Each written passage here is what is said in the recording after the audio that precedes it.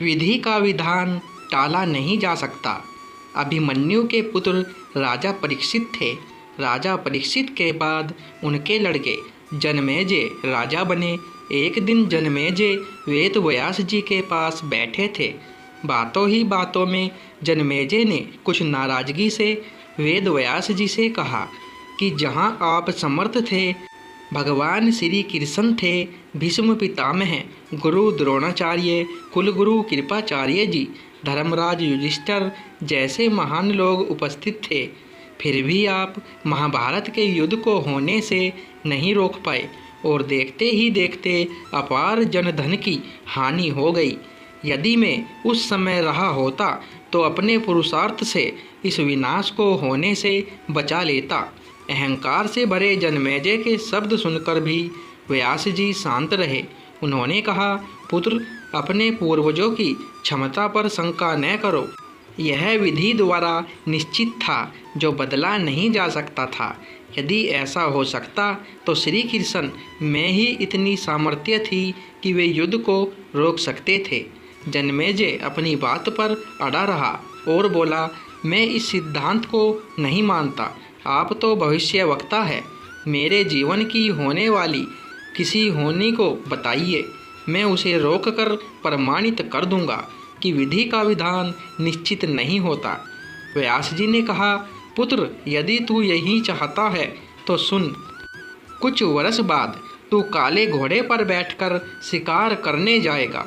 दक्षिण दिशा में समुद्र तट पर पहुँचेगा।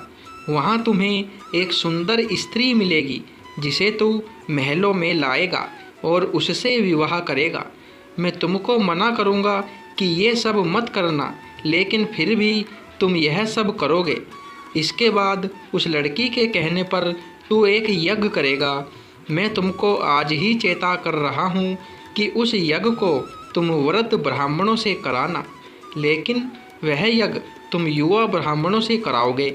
और जनमेजय ने हंसते हुए व्यास जी की बात काटते हुए कहा कि मैं आज के बाद काले घोड़े पर ही नहीं बैठूंगा तो ये सब घटनाएं घटित ही नहीं होगी। व्यास जी ने कहा कि ये सब होगा, और अभी आगे की सुन।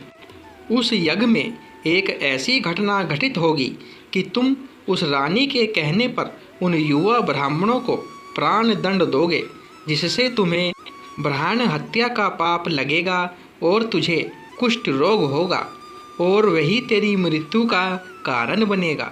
इस घटनाक्रम को रोक सको तो रोक लो। वेद व्यास जी की बात सुनकर जनमेजय ने एहतियातवश शिकार पर जाना ही छोड़ दिया, परंतु जब होनी का समय आया तो उसे शिकार पर जाने की बलवती इच्छा हुई। उसने सोचा कि काला घोड़ा नहीं लूँगा, पर उस दिन उसे अस्तबल में काला घोड़ा ही मिला। तब उसने सोचा कि मैं दक्षिण दिशा में नहीं जाऊँगा, परंतु घोड़ा अनियंत्रित होकर दक्षिण दिशा की ओर गया और समुद्र तट पर पहुँचा। वहाँ पर उसने एक सुंदर स्त्री को देखा और उस पर मोहित हुआ। जनमेजय ने सोचा कि इसे लेकर महल में तो जाऊँगा, लेकिन शादी नहीं करूँगा। परंतु उसे महलों में लाने के बाद उसके प्यार में पड़कर उससे विवाह भी कर लिया। फिर रानी के कहने से जनमेजय द्वारा यज्ञ भी किया गया। उस यज्ञ में युवा ब्राह्मण ही रखे गए। किसी बात पर युवा ब्राह्मण रानी पर हंसने लगे। रानी क्रोधित हो गई और रानी के कहने पर राजा जनमेजय ने उन्हें प्राण दंड की सजा दे दी। फलस्वरूप उसे कोढ़ हो गया। अब जनमेजय घबरा गया और तुरंत व्यास जी के पास पहुंचा और उनसे जीवन बचाने के लिए प्रार्थना करने लगा। वेद व्यास जी ने कहा कि एक अंतिम अवसर तेरे प्राण बचाने का और देता हूँ। मैं तुझे महाभारत में हुई घटना का श्रवण कराऊंगा, जिसे तुझे श्रद्धा एवं विश्वास के साथ सुनना है। इससे तेरा कोढ़ मिटता जाएगा। परंतु यदि किसी भी प्रसंग पर तूने अविश्वास किया तो मैं महाभारत का प्रसंग रोक दूंगा और फिर मैं भी तेरा जीवन नहीं बचा पाऊंगा। याद रखना, अब तेरे पास यह अंतिम अवसर है। अब तक जन्मेजय को व्यास जी की बातों पर पूरा विश्वास हो चुका था, इसलिए वह पूरी श्रद्धा और विश्वास से कथा श्रवण करने लगा।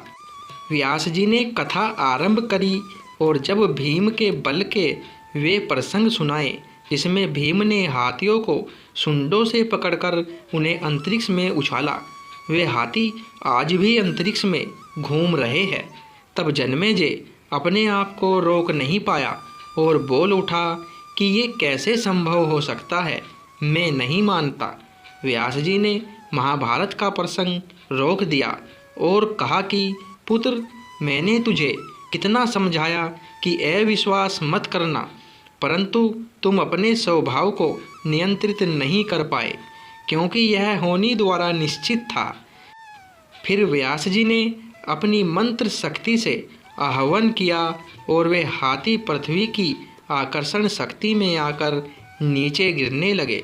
तब व्यास जी ने कहा, यह मेरी बात का परिणाम है। जितनी मात्रा में जन्मेजय ने श्रद्धा विश्वास से कथा श्रवण की, उतनी मात्रा में वह उस कुष्ठ रोग से मुक्त हुआ, परंतु एक बिंदु रह गया और वही उसकी मृत्यु का कारण बना। कथा का सार, पहले बनती है तकदीरें, फिर बनते हैं शरीर। कर्म हमारे हाथ में है, लेकिन उसका फल हमारे हाथों में नहीं है। गीता के 11वें अध्ययन के 33वें श्लोक में श्री कृष्ण अर्जुन से कहते हैं, उठ खड़ा हो और अपने कार्य द्वारा यश प्राप्त कर। यह सब तो मेरे द्वारा पहले ही मारे जा चुके हैं, तू तो केवल निमित्त बना है। होनी को टाला नहीं जा सकता, लेकिन नेक कर्म व ईश्वर नाम जाप से होनी के प्रभाव को कम किया जा सकता है। अर्थात रोग आएंगे परंतु पीड़ा नहीं होगी। जय श्री कृष्णा।